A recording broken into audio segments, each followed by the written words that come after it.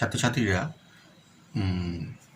MCQ part 5 নিয়ে এসছি। দেখো, প্লেটোর মতে দর্শনের উৎস হলো বিস্ময়। সংশয় দিয়ে দর্শনের সূত্রপাত করেছেন ডেকার্ট। যুক্তিবিদ্যার আলোচ্য বিষয় হলো অনুমান। অধিবিদ্যা সম্ভব নয়, এটা বলেছেন হিউম। দর্শনের যে শাখা মানুষের আচরণের নীতিসম্মত ব্যাখ্যা করে তা হলো নীতিবিদ্যা। সমাজ দর্শন ও দর্শনের মিলনস্থলকে বলা হয় সমাজ দর্শন। দর্শন ও বিজ্ঞান উভয়েরই লক্ষ্য হলো সত্যানুসন্ধান। আদি পাশ্চাত্য দর্শনের জনককে থেলিস। জ্ঞানবিদ্যা ড্যাশ সম্পর্কিত প্রশ্নগুলো নিয়ে আলোচনা করে, জ্ঞান সম্পর্কিত। তারপরটা দেখো, দর্শন হলো জ্ঞান সম্পর্কিত বিজ্ঞান ও তার সমালোচনা। এটা বলেছেন কান্ট। বেশ, ফিলোসফার শব্দটি প্রথম ব্যবহার করেন পিথাগোরাস। এরপরে দেখো একটু ম্যাচিং আছে, দেখো বাঁ দিকে দর্শন হলো বিজ্ঞান হলো যুক্তিবিজ্ঞান আর নীতিবিজ্ঞান। ডান দিকের সঙ্গে দেখো প্রথমে বি হবে। দর্শন হলো বস্তু সত্তার আলোচনা, আর বিজ্ঞান হলো অবভাষিত রূপের আলোচনা। যুক্তিবিজ্ঞান হলো এ, চিন্তার নিয়মের আলোচনা, আর নীতিবিজ্ঞান হলো সি, নৈতিকতার আলোচনা। ঠিক আছে, দেখো জ্ঞানের কর্তাকে বলা হয় জ্ঞাতা।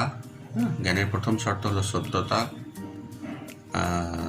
জ্ঞানের তিনটে শর্ত আছে, সত্যতা আর বিশ্বাস আর বিশ্বাসযোগ্যতা, বা সাক্ষ্য প্রমাণ।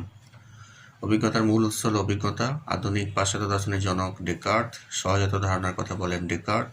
ডেকার্টের মতে ধারণা 3 প্রকার। আমি চিন্তা করি অতএব আমি আছি, এটা হচ্ছে ডেকার্টের মত। জন্মের সময় আমাদের মন হলো একটি অলিখিত সাদা কাগজ, এটা বলেছেন লক। কাকে অদ্বৈতবাদী দার্শনিক বলা হয়? স্পিনোজাকে। একটাই দ্রব্য মানেন ঈশ্বর। আধুনিক অভিজ্ঞতাবাদের জনক হচ্ছেন লক। বহুত্ববাদী বলা হয় লাইবনিজকে। মেটাফিজিক্স শব্দটির বাংলা হচ্ছে অধিবিদ্যা। গণিতের জ্ঞানই আদর্শ জ্ঞান, ডেকার্ট। দ্রব্য সমান ঈশ্বর সমান প্রকৃতি, স্পিনোজা। লাইবনিজের মনাডগুলি হচ্ছে গবাক্ষ।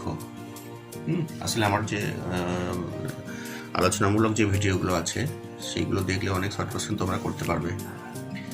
বিমূর্ত সামান্য ধারণা স্বীকার করেছেন লক, আর বিমূর্ত সামান্য ধারণা খণ্ডন করেছেন বাকলে। বুদ্ধিতে এমন কিছু নেই যা পূর্বে ইন্দ্রিয়ের মধ্যে ছিল না, বলেছেন লক। তারপরে দেখো বার্কলের জ্ঞানতাত্ত্বিক মতবাদ ড্যাশে দুষ্ট, অহং সর্বস্ববাদ। হিউম 2 প্রকার জ্ঞানের কথা বলেছেন, ধারণা সম্বন্ধ বিষয়ক জ্ঞান আর একটা ড্যাশ বাস্তব ব্যাপার বিষয়ক জ্ঞান। তারপর দেখো ডেকার্টকে নরমপন্থী বুদ্ধিবাদী বলা হয় কারণ জ্ঞানের ক্ষেত্রে বুদ্ধি ও অভিজ্ঞতাকে তিনি গুরুত্ব দিয়েছেন। এরপর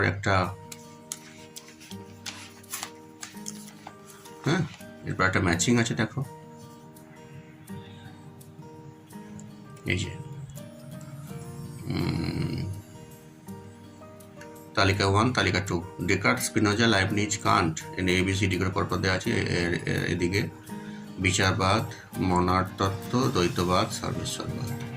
তাহলে আমি এদিকে লিখে দিই, ডেকার্ট হচ্ছেন দ্বৈতবাদী, তাহলে 3 নম্বর দিলাম ডেকার্টের পাশে। আর স্পিনোজা হচ্ছে সর্বেশ্বরবাদ, মানে 4। বেশ, আর লাইবনিজ হচ্ছে মনার তত্ত্ব, মানে 2।